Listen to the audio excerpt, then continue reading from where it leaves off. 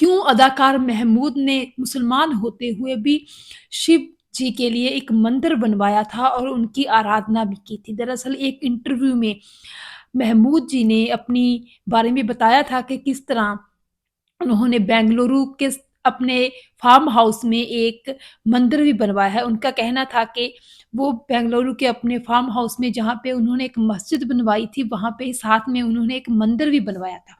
और ये मंदिर उन्होंने क्यों बनवाया था, हालाँकि वो तो मुसलमान थे, इसके बारे में उन्होंने एक किस्सा बयान किया था। दरअसल उनका कहना था कि बरसों पहले शोभा खोटे उनके साथ जब काम कर रही थी फ़िल्मों में, तब उन शोभा खोटे ने उनसे कहा था कि तुम्हारे ऊपर भगवान शिव की अपार कृपा है, क्योंकि तुम्हारी जिस फ़िल्म में भी तुम्हारा नाम महेश होता है, वो फ़िल्म सुपर डुपर हिट होती है।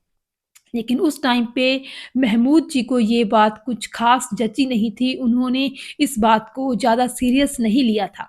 लेकिन फिर एक और किस्सा हुआ था जिसके कारण महमूद का विश्वास पक्का हो गया था कि सचमुच भी उन पर भगवान शिव की अपार कृपा है। दरअसल एक फ़िल्म कर रहे थे वो दादा मुनि अशोक कुमार जी के साथ, और इस फ़िल्म में जब वो काम कर रहे थे, तो अशोक कुमार जी ने उनके बालों की गिरती हुई लट को देखकर कहा था कि अ, तुम्हारे बालों में शिव जी का त्रिशूल है, त्रिशूल बना हुआ है जो कि शिव जी का एक अस्त्र है।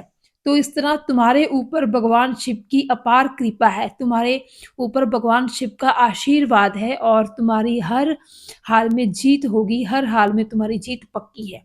तो उस टाइम पे क्योंकि अशोक कुमार जी के बारे में कहा जाता था कि वो ज्योतिष शास्त्र को काफ़ी मानते थे और ज्योतिष शास्त्र में वो काफ़ी निपुण भी थे।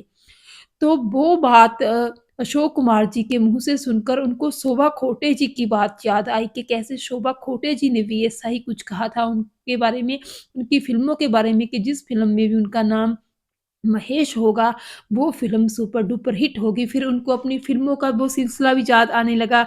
वो फ़िल्में जैसे कुँवारा बाप, छोटी बहन, लव इन टोक्यो, जिद्दी, तुम सा नहीं देखा, नया ज़माना, इन सारी फ़िल्मों में उनके जो कैरेक्टर का नाम था वो महेश था और ये सारी फ़िल्में सुपर डुपर हिट रही थी।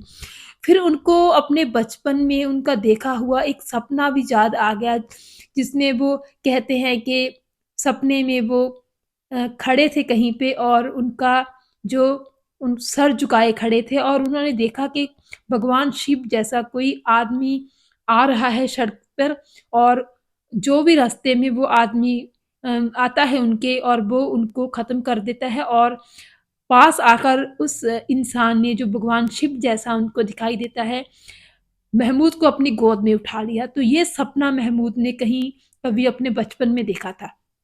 तो ये सपना उनको सचमुच ही लगा कि हाँ, ये भगवान शिव का आशीर्वाद है उन पर। तो इस तरह फिर उनका विश्वास पक्का हो गया कि सचमुच ऐसा है।